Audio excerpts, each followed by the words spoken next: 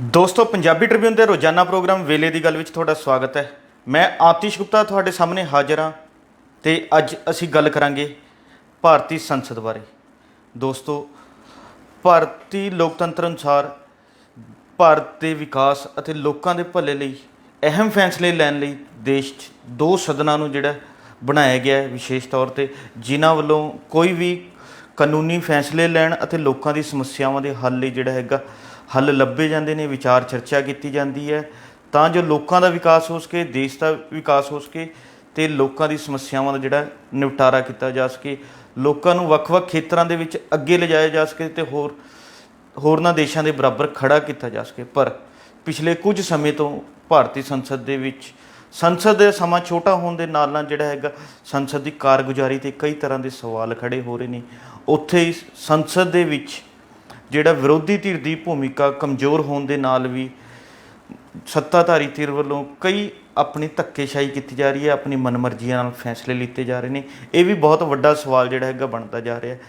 ਅਸੀਂ ਦੇਖੀਏ ਤਾਂ ਪਿਛਲੇ ਲੰਬੇ ਸਮੇਂ ਤੋਂ ਨਜ਼ਰ ਮਾਰੀਏ ਤਾਂ ਪਹਿਲਾਂ ਸੰਸਦ ਦੇ ਸੈਸ਼ਨ ਬਹੁਤ ਲੰਬੇ ਲੰਬੇ ਚੱਲਦੇ ਸੀ, ਪਰ ਸਮੇਂ ਦੇ ਨਾਲ ਨਾਲ ਇਹ ਸੈਸ਼ਨ ਬਹੁਤ ਛੋਟੇ ਹੁੰਦੇ ਜਾ ਰਹੇ ਨੇ।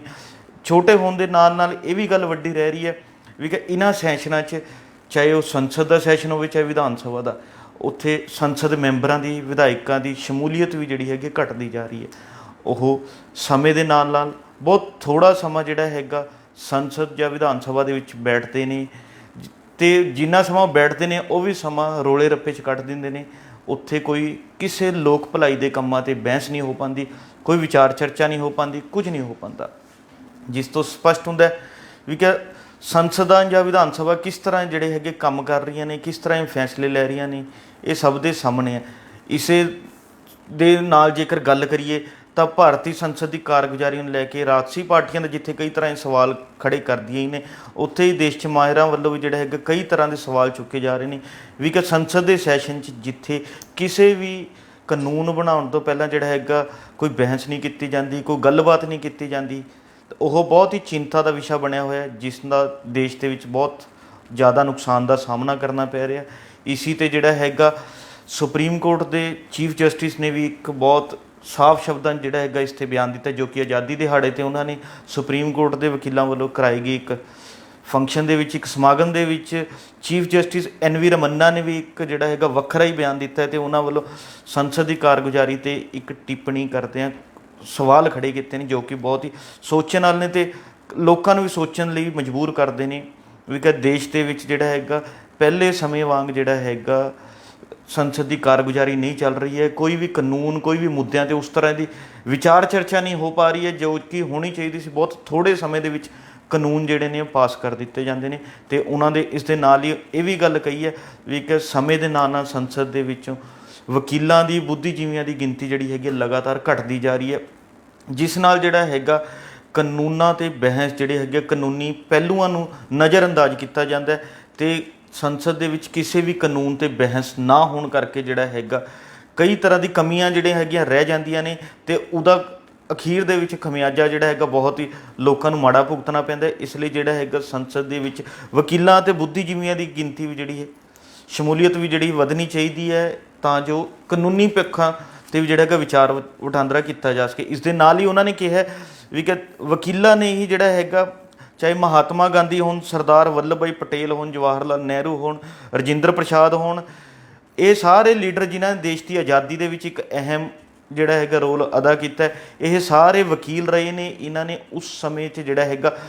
ਵੱਖ-ਵੱਖ ਪਹਿਲੂਆਂ ਨੂੰ ਜਿਹੜਾ ਹੈਗਾ ਧਿਆਨ 'ਚ ਰੱਖਦਿਆਂ ਫੈਸਲੇ ਲਿੱਤੇ, ਜਿਨ੍ਹਾਂ ਕਰਕੇ ਜਿਹੜਾ ਹੈਗਾ ਦੇਸ਼ ਆਜ਼ਾਦ ਹੋਇਆ ਅਤੇ ਅੱਜ ਕਈ ਅਹਿਮ ਜਿਹੜੇ ਹੈਗੇ ਫੈਸਲੇ ਲੈ ਰਿਹਾ। ਪਰ ਜੇਕਰ ਉਸ ਸਮੇਂ ਨੂੰ ਛੱਡਦੇ ਹੋਏ ਅੱਜ ਦੇ ਸਮੇਂ 'ਤੇ ਨਜ਼ਰ ਮਾਰੀਏ ਤਾਂ ਅੱਜ ਦੇ ਸਮੇਂ ਦੀ ਸੰਸਦਾਂ ਦੀ ਕਾਰਗੁਜ਼ਾਰੀ ਉਸ ਸਮੇਂ ਦੇ ਬਿਲਕੁਲ ਉਲਟ ਹੈ, ਜਿੱਥੇ ਕਿ ਸੱਤਾਧਾਰੀ ਪਾਰਟੀ ਵੱਲੋਂ ਜਿਹੜਾ ਹੈਗਾ ਬਹੁਮਤ 'ਚ ਹੋਣ ਕਰਕੇ ਆਪਣੀ ਮਨਮਰਜ਼ੀਆਂ ਕੀਤੀ ਜਾ ਰਹੀਆਂ ਨੇ। ਲੋਕ ਵਿਰੋਧੀ ਜਿਹੜੇ ਕਈ ਫੈਸਲੇ ਉਹਨਾਂ ਦੇ ਸਾਬਤ ਹੋ ਪਾ ਰਹੇ ਨੇ, ਕਿਉਂਕਿ ਉਹਨਾਂ ਫੈਸਲਿਆਂ 'ਤੇ ਜਾਂ ਕਾਨੂੰਨ ਬਣਾਉਣ ਤੋਂ ਪਹਿਲਾਂ ਉਸ ਤਰ੍ਹਾਂ ਦੀ ਵਿਚਾਰ ਚਰਚਾ ਨਹੀਂ ਹੋ ਪਾਉਂਦੀ ਜਿਸ ਤਰ੍ਹਾਂ ਦੀ ਹੋਣੀ ਚਾਹੀਦੀ ਸੀ। ਉਸ ਦੇ ਨਾਲ ਹੀ ਇੱਕ ਵੱਡਾ ਕਸੂਰ ਇਹ ਵੀ ਰਹਿੰਦਾ ਵੀ ਕਿ ਵਿਰੋਧੀ ਧਿਰ ਜਿਹੜਾ ਹੈਗਾ ਕਮਜ਼ੋਰ ਪਾਇਆ ਜਾ ਰਿਹਾ। ਭਾਰਤੀ ਸੰਸਦ ਦੇ ਵਿੱਚ ਜੇਕਰ ਦੇਖੀਏ ਤਾਂ ਸਾਲ 2014 'ਚ ਨਰਿੰਦਰ ਮੋਦੀ ਦੀ ਅਗਵਾਈ 'ਚ ਭਾਜਪਾ ਨੇ ਸਰਕਾਰ ਬਣਾਈ ਸੀ, ਜੋ ਕਿ ਇੱਕ ਬਹੁਮਤ ਦੇ ਵਿੱਚ ਸਰਕਾਰ ਕਾਬਜ਼ ਹੋਈ ਸੀ। ਉਸ ਦਿਨ ਤੋਂ ਬਾਅਦ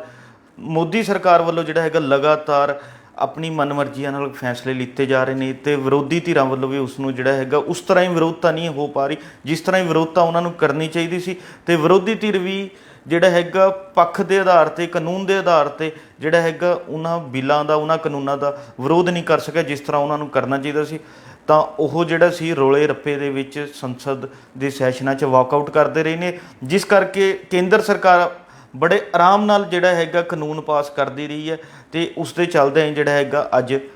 ਆਪਾਂ ਦੇਖ ਰਹੇ ਹਾਂ ਵੀ ਕਿ ਕੇਂਦਰ ਦੇ ਫੈਸਲਿਆਂ ਦਾ ਦੇਸ਼ ਦੇ ਵਿੱਚ ਕਿਸ ਤਰ੍ਹਾਂ ਦਾ ਵਿਰੋਧ ਜਿਹੜਾ ਹੈਗਾ ਹੋ ਰਿਹਾ। ਜੇਕਰ ਅਸੀਂ ਗੱਲ ਕਰੀਏ ਅਖੀਰੀ ਇਹ ਮੌਨਸੂਨ ਸੈਸ਼ਨ ਦੇ ਵਿੱਚ ਕਿਵੇਂ ਕੇਂਦਰ ਸਰਕਾਰ ਵੱਲੋਂ ਇੱਕ ਥੋੜ੍ਹੇ ਦਿਨਾਂ ਦੇ ਮੌਨਸੂਨ ਸੈਸ਼ਨ ਦੇ ਵਿੱਚ 22 ਬਿੱਲ ਜਿਹੜੇ ਹੈਗੇ ਪਾਸ ਕਰ ਦਿੱਤੇ ਜਾਂਦੇ ਨੇ। ਤੇ 22 ਬਿੱਲਾਂ ਨੂੰ ਪਾਸ ਕਰਨ ਲਈ ਜੇਕਰ ਔਸਤਨ ਅਸੀਂ ਦੇਖੀਏ ਤਾਂ 10 ਮਿੰਟ ਉਹਨਾਂ ਨੇ ਇੱਕ ਬਿੱਲ ਨੂੰ ਪਾਸ ਕਰਨ ਦੇ ਵਿੱਚ ਲਾਏ ਨੇ। ਤੇ ਇਸ ਤਰ੍ਹਾਂ ਪਤਾ ਲੱਗਦਾ ਵੀ ਕਿ 10 ਮਿੰਟ ਦੇ ਵਿੱਚ ਕਿਹੜੇ ਬਿੱਲ 'ਤੇ ਜਾਂ ਕਿਸ ਬਾਰੇ ਕੀ ਬਹਿਸ ਹੋਈ ਹੋਏਗੀ, ਕੀ ਗੱਲਬਾਤ ਹੋਈ ਹੋਏਗੀ। ਪਰ ਕੇਂਦਰ ਸਰਕਾਰ ਇੱਕ ਦੋਸ਼ ਲਾ ਰਹੀ ਹੈ ਵੀ ਕਿ ਅਸੀਂ ਕਿਸੇ ਵੀ ਬਿੱਲ ਲਿਆਉਣ ਜਿਹੜਾ ਹੈਗਾ ਬਿੱਲ 'ਤੇ ਬਹਿਸ ਕਰਨ ਨੂੰ ਹਰ ਸਮੇਂ ਤਿਆਰ ਸੀਗੇ, ਪਰ ਵਿਰੋਧੀ ਪਾਰਟੀਆਂ ਵੱਲੋਂ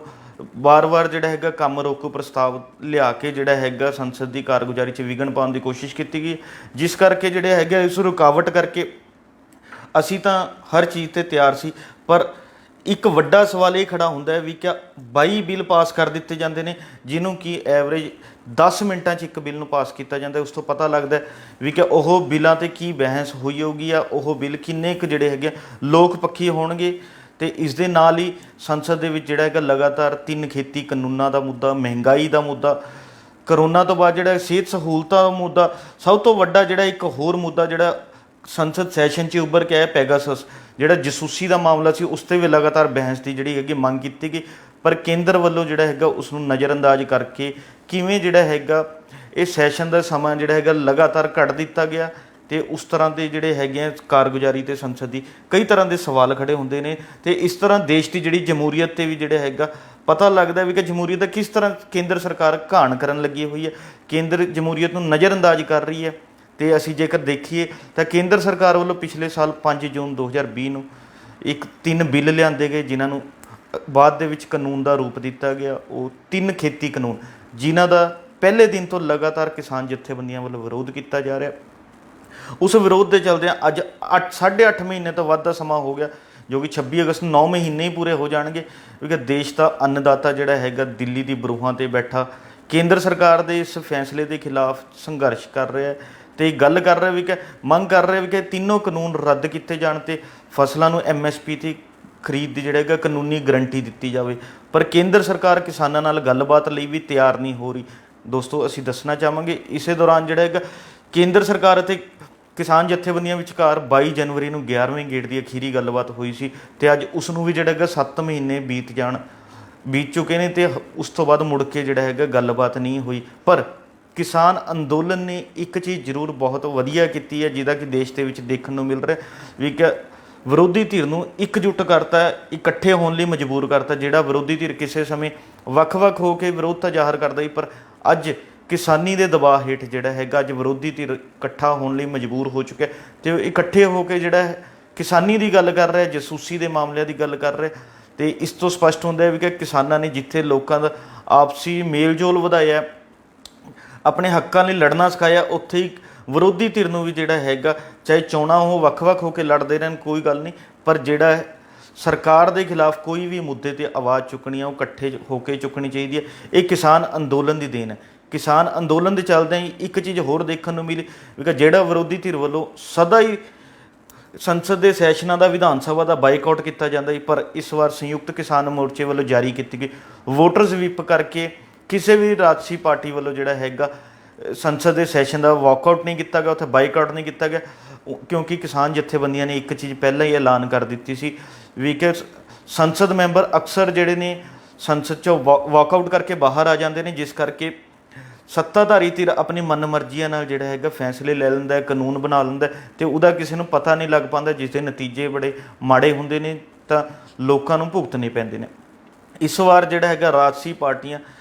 ਸੰਸਦ ਦੇ ਵਿੱਚ ਰਹਿ ਕੇ ਕੇਂਦਰ ਸਰਕਾਰ ਦਾ ਵਿਰੋਧ ਕਰਨ ਅਤੇ ਜਿਹੜਾ ਵੀ ਉਹ ਬਿੱਲ ਲਿਆ ਰਹੇ ਨੇ ਉਸ 'ਤੇ ਚਰਚਾ ਕਰਨ ਦੀ ਗੱਲ ਕਰਨ। ਪਰ ਇਸ ਤੋਂ ਪਹਿਲਾਂ ਉਹਨਾਂ ਨੇ ਇੱਕ ਮੁੱਖ ਮੰਗ ਜਿਹੜੀ ਰੱਖੀ ਸੀ, ਕਿਉਂਕਿ ਸੰਸਦ ਦੇ ਵਿੱਚ ਰਹਿ ਕੇ ਕੇਂਦਰ ਸਰਕਾਰ ਕੋਲ ਖੇਤੀ ਕਾਨੂੰਨਾਂ ਦਾ ਮੁੱਦਾ ਚੁੱਕਿਆ ਜਾਵੇ ਤੇ ਇਸ ਵਾਰ ਸਾਰੀ ਵਿਰੋਧੀ ਧਿਰਾਂ ਨੇ ਜਿਹੜਾ ਹੈਗਾ ਇਕਜੁੱਟ ਹੋ ਕੇ ਖੇਤੀ ਕਾਨੂੰਨਾਂ ਦਾ ਮੁੱਦਾ ਚੁੱਕਿਆ ਹੈ। ਪਰ ਭਾਵੇਂ ਜਿਹੜਾ ਕੇਂਦਰ ਦੇ ਵਿੱਚ ਮੋਦੀ ਸਰਕਾਰ ਇੱਕ ਬਹੁਮਤ 'ਚ ਹੋਣ ਕਰਕੇ ਉਹਨਾਂ ਨੇ ਉਸ ਮੁੱਦੇ 'ਤੇ ਕੋਈ ਗੱਲਬਾਤ ਨਹੀਂ ਕੀਤੀ, ਪਰ ਵਿਰੋਧੀ ਧਿਰ ਨੇ ਜਿਹੜਾ ਹੈਗਾ ਕਿਸਾਨਾਂ ਦੇ ਮੁੱਦੇ ਨੂੰ ਚੁੱਕਿਆ। ਹੁਣ ਗੱਲ ਇਹ ਆਂਦੀ ਹੈ ਵੀ ਇਹ ਕਿਸਾਨ ਅੰਦੋਲਨ ਨੇ ਵਿਰੋਧੀ ਧਿਰ ਨੂੰ ਇਕੱਠੇ ਹੋਣ ਲਈ ਤਾਂ ਜਿਹੜਾ ਹੈਗਾ ਇੱਕ ਨਵਾਂ ਰਾਹ ਦਿਖਾ ਦਿੱਤਾ ਹੈ, ਪਰ ਹੁਣ ਵਿਰੋਧੀ ਧਿਰ ਇਕੱਠੇ ਹੋ ਕੇ ਕਿੰਨਾ ਕੁ ਲੋਕਾਂ ਲਈ ਲਾਹੇਵੰਦ ਹੁੰਦਾ ਹੈ, ਲੋਕਾਂ ਦੇ ਫੈਸਲੇ ਲੈਣ ਲਈ ਜਿਹੜਾ ਹੈਗਾ ਗੱਲਬਾਤ ਕਰਦਾ ਹੈ, ਲੋਕ ਭਲਾਈ ਲਈ ਜਿਹੜਾ ਹੈਗਾ ਇੱਕ ਨਵੀਂ ਵਿਉਂਤਬੰਦੀ ਤਿਆਰ ਕਰਦਾ, ਇਹ ਸਮਾਂ ਦੱਸੇਗਾ। ਪਰ ਕਿਸਾਨ ਜਥੇਬੰਦੀਆਂ ਨੇ ਇੱਕ ਚੀਜ਼ ਐਲਾਨ ਕਰ ਦਿੱਤੀ ਹੈ ਵੀ ਕਿ ਉਹਨਾਂ ਦੀ ਮੰਗ ਹੈ ਵੀ ਕਿ ਤਿੰਨੋਂ ਖੇਤੀ ਕਾਨੂੰਨ ਰੱਦ ਕੀਤੇ ਜਾਣ ਤੇ ਫਸਲਾਂ ਦੇ MSP 'ਤੇ ਖਰੀਦ ਲਈ ਕਾਨੂੰਨੀ ਗਰੰਟੀ ਦਾ ਕਾਨੂੰਨ ਲਿਆਂਦਾ ਜਾਵੇ। ਉਹਨਾਂ ਦਾ ਕਹਿਣਾ ਹੈ ਵੀ ਕਿ ਜਦੋਂ ਤੱਕ ਇਹ ਅੰਦੋਲਨ ਜਾਰੀ, ਜਦੋਂ ਤੱਕ ਵੀ ਇਹ ਕਾਨੂੰਨ ਰੱਦ ਨਹੀਂ ਹੋਣਗੇ ਉਹਨਾਂ ਦਾ ਅੰਦੋਲਨ ਜਾਰੀ ਰਹੇਗਾ। ਪਰ ਇਸ ਦੇ ਨਾਲ ਹੀ ਜਿਹੜਾ ਹੈਗਾ 2022 ਦੇ ਵਿੱਚ 5 ਸੂਬਿਆਂ ਦੀ ਵਿਧਾਨ ਸਭਾ ਚੋਣਾਂ ਆ ਰਹੀਆਂ ਨੇ ਤੇ ਕਿਸਾਨ ਜਥੇਬੰਦੀਆਂ ਵੱਲੋਂ ਭਾਜਪਾ ਦੇ ਵਿਰੋਧ ਦਾ ਵੀ ਐਲਾਨ ਕਰ ਦਿੱਤਾ ਵੀ ਕਿ ਉਹਨਾਂ ਵੱਲੋਂ ਜਿਵੇਂ ਪਹਿਲਾਂ ਸਾਲ 2021 ਦੇ 5 ਸੂਬਿਆਂ ਦੀ ਚੋਣਾਂ ਦੇ ਵਿੱਚ ਭਾਜਪਾ ਦਾ ਬਾਈਕਾਟ ਕੀਤਾ ਗਿਆ, ਜਿੱਥੇ ਜਿੱਥੇ ਚੋਣਾਂ ਹੋਈਆਂ ਉੱਥੇ ਉੱਥੇ ਜਾ ਕੇ ਭਾਜਪਾ ਦੇ ਖਿਲਾਫ ਪ੍ਰਚਾਰ ਕੀਤਾ ਗਿਆ, ਉਸੇ ਤਰ੍ਹਾਂ ਉਹਨਾਂ ਵੱਲੋਂ ਸਾਲ 2022 ਦੀਆਂ ਚੋਣਾਂ ਦੇ ਵਿੱਚ ਵੀ ਭਾਜਪਾ ਦੇ ਖਿਲਾਫ ਜਿਹੜਾ ਹੈਗਾ ਪ੍ਰਚਾਰ ਲਗਾਤਾਰ ਕੀਤਾ ਜਾਵੇਗਾ। ਹੁਣ ਦੇਖਣ ਵਾਲੀ ਗੱਲ ਇਹ ਹੈ ਵੀ ਕਿ ਵਿਰੋਧੀ ਪਾਰਟੀਆਂ ਕਿੰਨੀਆਂ ਕੁ ਇਕਜੁੱਟ ਹੋ ਕੇ ਕਿਸਾਨੀ ਦੀ ਗੱਲ ਕਰਦੇ ਨੇ, ਕਿਸਾਨ ਮੁੱਦਿਆਂ ਨੂੰ ਚੁੱਕਦੀਆਂ ਨੇ, ਵੀ ਕਿ ਉਹ ਆਉਣ ਵਾਲਾ ਸਮਾਂ ਹੀ ਦੱਸੇਗਾ। ਪਰ ਪੰਜਾਬੀ ਟ੍ਰਿਬਿਊਨ ਤੁਹਾਨੂੰ ਜਿਹੜਾ ਸਮੇਂ-ਸਮੇਂ 'ਤੇ ਲੋਕਾਂ ਦੇ ਮੁੱਦਿਆਂ ਨੂੰ, ਲੋਕਾਂ ਦੀ ਸਮੱਸਿਆਵਾਂ ਨੂੰ ਲੈ ਕੇ ਤੁਹਾਡੇ ਸਾਹਮਣੇ ਆਉਂਦਾ ਰਹੇਗਾ ਤੇ ਕਿਸਾਨੀ ਦੀ ਗੱਲ ਹੋਵੇ ਚਾਹੇ ਲੋਕ ਸਮੱਸਿਆਵਾਂ ਦੀ, ਉਹਨਾਂ ਨੂੰ ਤੁਹਾਡੇ ਸਾਹਮਣੇ ਚੁੱਕਦਾ ਰਹੇਗਾ। ਕੱਲ੍ਹ ਨੂੰ ਇਸੇ ਸਮੇਂ ਇੱਕ ਨਵੇਂ ਮੁੱਦੇ ਦੇ ਨਾਲ ਫਿਰ ਮਿਲਾਂਗੇ ਪ੍ਰੋਗਰਾਮ ਵੇਲੇ ਦੀ ਗੱਲ ਵਿੱਚ। ਧੰਨਵਾਦ।